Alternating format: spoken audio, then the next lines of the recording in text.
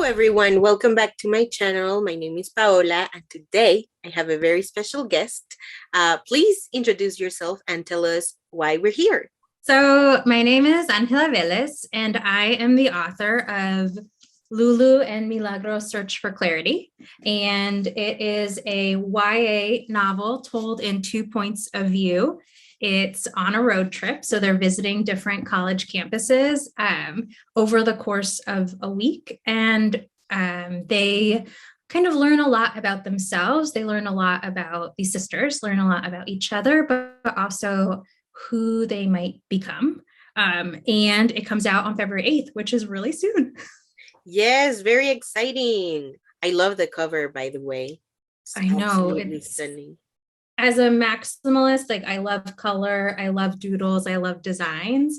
They just really hit it out of the park. Yeah, it's very, very beautiful. I loved it. So why did you want to tell Lulu's and Milagros stories, and why in a road trip story? A lot of their story is really inspired by my experiences kind of applying to college. Both of my parents were immigrants. My dad did his undergrad in Peru, and my mom went to secretarial school and then Oh, actually did a weekend college in the US kind of over 8 years, just doing weekend classes. And so when I was applying to school, both of them were like, we have no idea what these applications are like, what these tests are like, what these forms are like. And I had like a dream school that I wanted to go to so bad. I was really similar to Lulu in that way.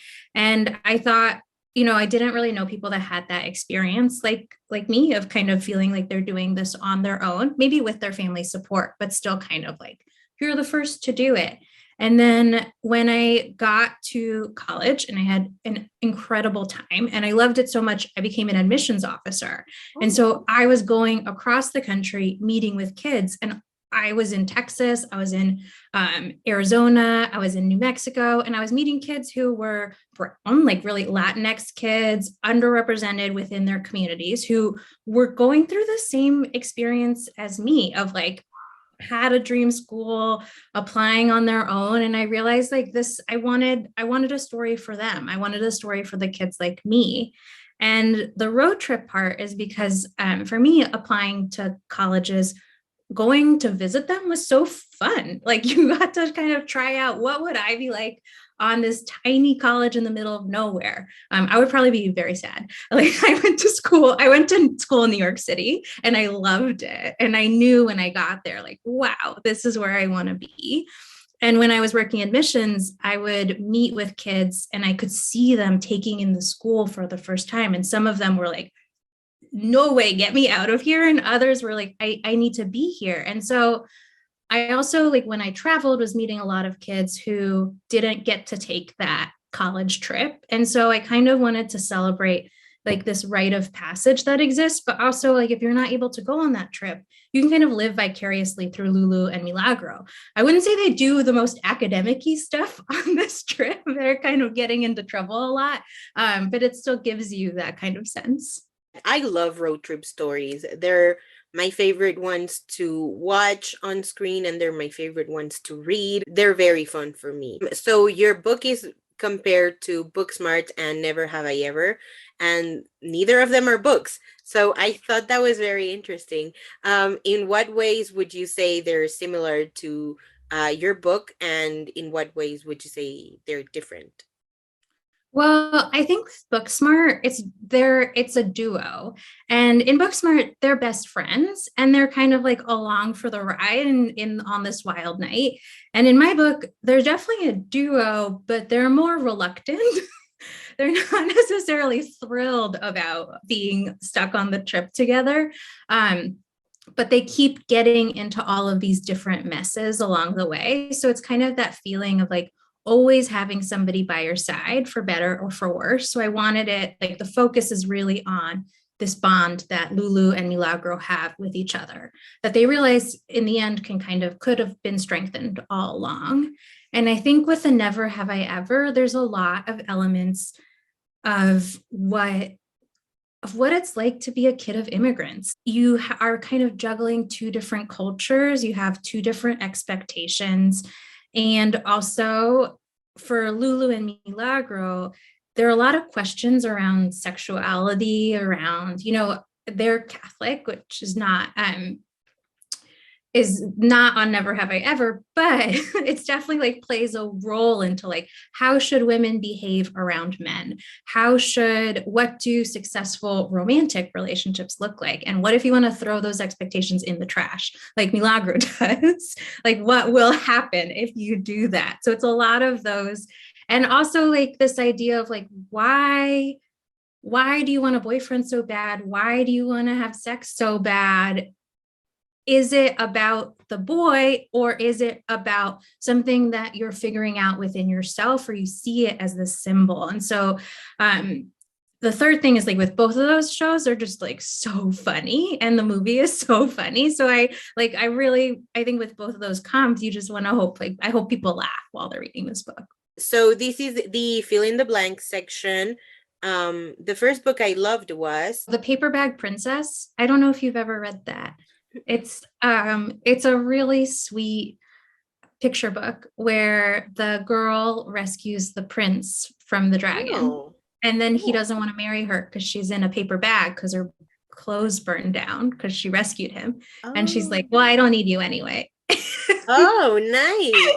It's very cute. The first book I bought with my own money was I think this book was Ella Enchanted. oh, nice. Yeah.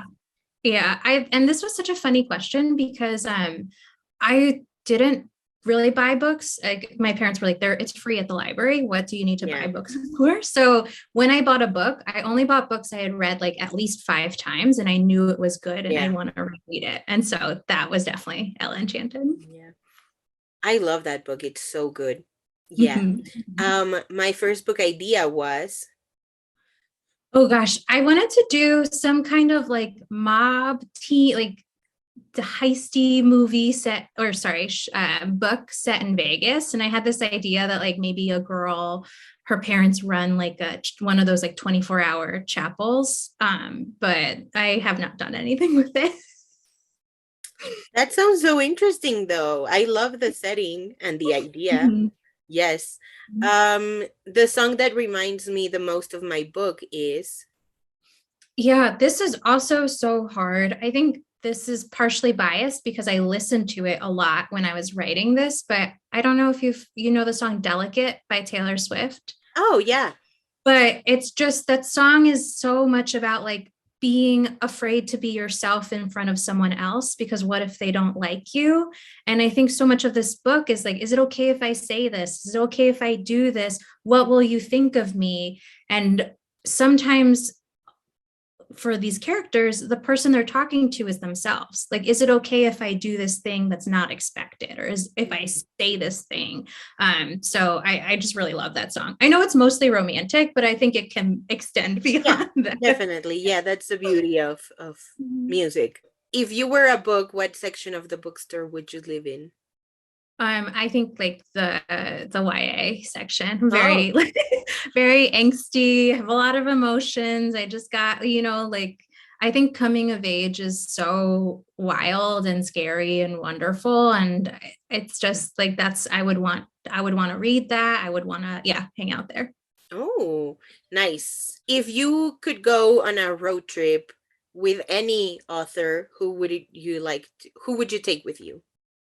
This was also very hard. I think maybe at the moment I'm kind of like, I was thinking Lilian Rivera. I just love her writing. I think her books have such cool, unique settings and really unexpected things. And I don't know, with the last book where it was like the supernatural and this aliens, I just feel like she might lead us, or we might see something unexpected. Yeah. Yeah. Oh, that's such a great answer. I love Lilian's writing as well. Yes. Mm-hmm. And finally, tell us about your upcoming projects. Yeah, so I am working on book 2, and that is very much in the early stages, but I think it's really going to be focused on this girl who is kind of figuring out what to do with this thing that she loves so much. And does it mean going to college and going to an art school? She's a sewer, and I am also a Oh, sewer. So she's a crafter, and like, what does success as a crafter mean? And also, she's kind of figuring out, will her mom approve of this thing that seems not very lucrative or financially stable or like academically strong, that kind of thing. So oh, that sounds so interesting. I love that idea. I think with crafting, there's something like, there's so many, most people think like fashion design, but there are so many other ways that craft can be studied. It can record history. It can, it's share culture. Like, there's so many different areas you can go into. And I also think sometimes people can be a little dismissive and like, oh, it's Yeah. arts and crafts, it's for kids. And so I really want to play with that. Yeah. Oh, I'm excited. Is it going to be, yeah, it's YA, right? It's YA as well. Yeah, I'm exactly. excited about that one. Thank you so much for doing this with me and on such short notice. Yeah, thank you for having me. This has been really fun. Yeah, I'm glad. Don't forget to check out the description below for all the links. Thank you guys so much for watching, and we'll see you in another one. Bye. Bye.